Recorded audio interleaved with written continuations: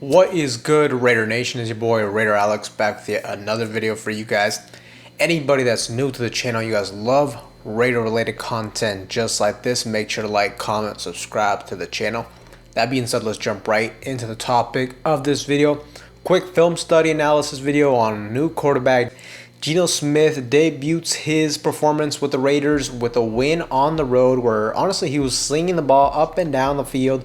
He finished going 24 out of 34, 362 yards in the air, 1 touchdown pass, 1 interception. But without further ado, let's break down the good and the bad from this week's tape. Here on this first rep, we got a play action pass. Here we get Jacoby Myers going into motion, and really this is great. This is a good creative play calling from Chip Kelly. This motion towards the sideline really forces that linebacker to shift more towards that side, and just that little movement right there allows Brock Bowers to get open across the middle. Geno sees this, hits his man across the middle. Really good gain to start this game right here. Later on this opening drive, we're going to get a 3rd and 11 here. The Patriots are going to get aggressive and they're going to blitz their slot cornerback, which allows our slot wide receiver Trey Tucker with a great one-on-one matchup on their safety. He's about 15 yards off the line of scrimmage. So right here, I mean, the Raiders really got a favorable matchup right here, and Trey Tucker is able to use his speed on this deep vertical route. Geno Smith is able to recognize this. We also just got great protection up front, picking up this blitz, and this leads to a perfectly placed football from Geno Smith. Hits him in the back of the end zone for a great touchdown right here on 3rd down.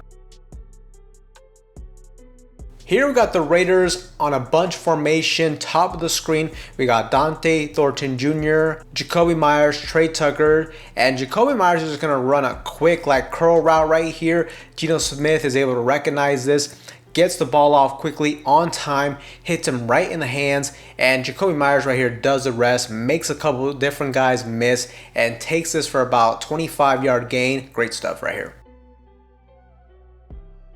Another 3rd and long here for the Raiders. We got a 3rd and 10, a 3-by-1 formation. We got man coverage from the Patriots secondary group right here.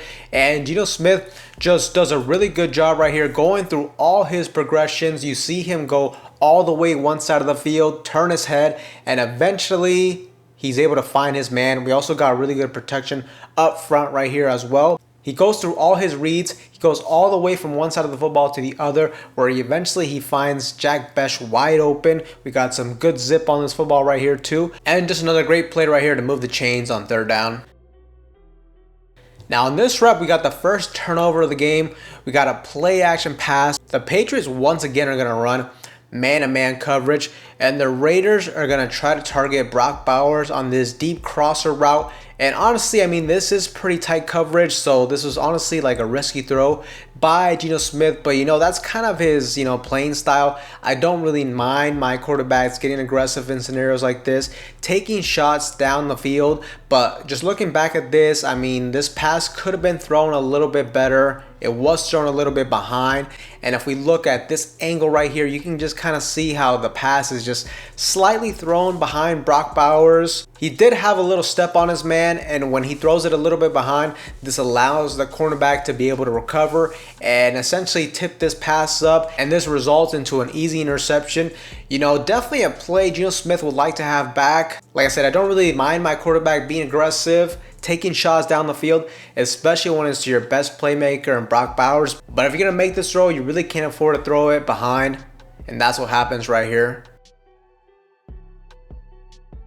Here we got the Raiders offense in a 2-minute drill at the end of the half, and this is another element that I really like about Geno Smith's game as a quarterback, and that's the mobility he brings to the table. We can see right here he drops back. Initially, nobody's open. He's able to use his legs to go back in the pocket a little bit, try to buy his guys some time down the field, and when the pressure gets there, he's able to step up, make a guy miss, and then ultimately he's just able to use his legs to run for a 1st down right here. This is definitely something I like about Geno Smith. He shows he has the ability to extend plays when he has to with his legs and runs for the 1st down right here. Here we got the Patriots defense. This time they got a cover 3 zone.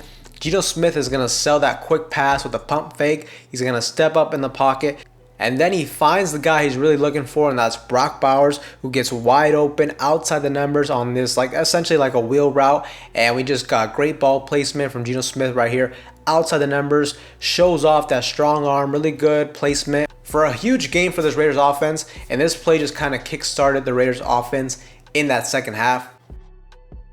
Here on a 3rd and long, 3rd and 20 to be exact, we're going to get another mistake from Geno Smith. In my opinion, the Patriots are going to run a more conservative quarters coverage, and essentially they're just not going to allow anything over the top. Geno Smith is going to target the rookie wide receiver on this, essentially like a skinny post type of concept. But in my opinion, this is an ill-advised throw. This is too risky of a scenario right here. He essentially throws this into a double coverage, and the cornerback jumps this route and very nearly gets the interception. Too aggressive of a throw right here. Just dump it off underneath. Don't risk the turnover, but the Raiders offense get lucky right here that this was only an incompletion and not an interception. 3-by-1 formation once again, and here you're going to see some creative play calling from Chip Kelly that allows our star tight end Brock Bowers to get wide open. Here we got Trey Tucker running the deep vertical route, clearing out that outside defensive back. And we got also Michael Mayer essentially running like a corner route, but just notice the way he runs this. He does a really great job essentially like turning this into like a pick or like a rub route, whatever you want to call it. He creates traffic for the safety that's supposed to be covering Brock Bowers. And by doing this, this allows Brock Bowers to get wide open. Geno Smith sees this, does a good job hitting him in stride, and Brock Bowers does the rest for a huge game for this offense. Here he shows off his ability to thread the needle on this throw outside the numbers to Trey Tucker on this deep out concept. Shows off the velocity on the throw while also having enough touch to fit this over the safety covering the flat. Just a good throw right here. Now here, this play is going to result into an incompletion, but we get man coverage across the board. And Geno Smith makes the correct read under pressure as well. Honestly, the ball placement, I thought it was pretty good as well. He throws it low to where only his receiver had a chance on making the catch. But got to give the Patriots defensive back some credit right here. Really good coverage. Makes this a very tough catch for Jacoby Myers. Unfortunately, just unable to make the catch. But I like the read and the ball placement right here. Now, big play in the game right here. We got a 4th and 1.